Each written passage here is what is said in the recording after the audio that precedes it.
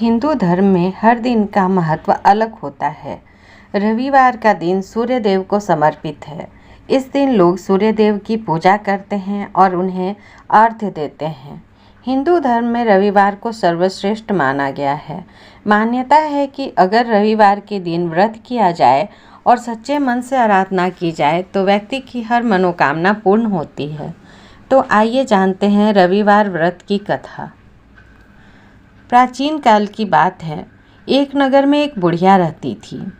वह हर रविवार को सूर्योदय से पहले उठकर स्नान आदि करके घर के आंगन को गाय के गोबर से लीपकर स्वच्छ करती थी। उसके बाद वह सूर्य देव को अर्घ्य देकर पूजा अर्चना करती थी और फिर भोजन तैयार कर सूर्य भगवान को भोग लगाकर स्वयं भोजन करती थी। सूर्य देव उस बुढ़िया से बेहद प्रसन्न थे। उनकी कृपा से उसे किसी भी प्रकार की चिंता और कष्ट नहीं था। धीरे धीरे उसका घर धन धान्य से भरता गया। उस बुढ़िया को खुश देखकर उसकी पड़ोसन उससे जलने लगी।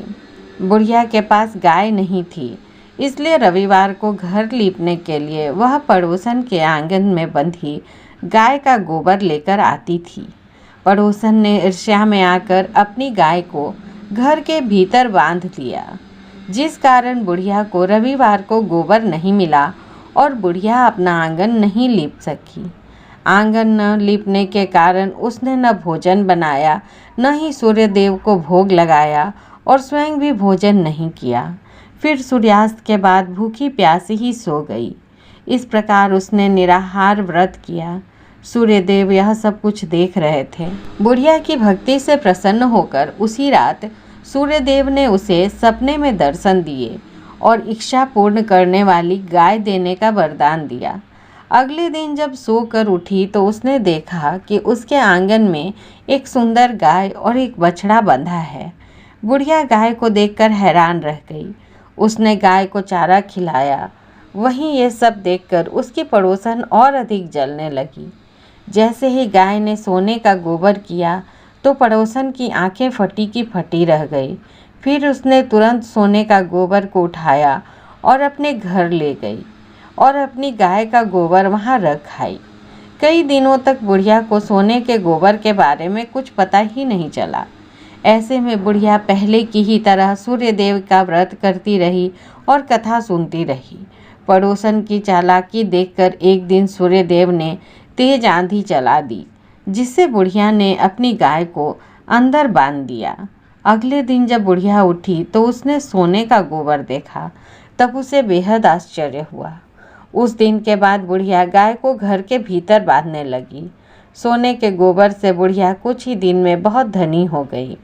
उस बुढ़िया के धनी होने से पड़ोसन बुरी तरह जल भुनकर राख हो गई और उसने अपने पति को समझा बुझाकर नगर के राजा के पास भेज दिया। सुंदर गाय को देखकर राजा बहुत खुश हुआ। सुबह जब राजा ने सोने का गोबर देखा तो उसके आश्चर्य का ठिकाना न रहा। उधर सूर्य भगवान को भूखी प्यासी बुढ़िया को इस तरह प्रार्थना करते देख उस पर बहुत करुणा आई।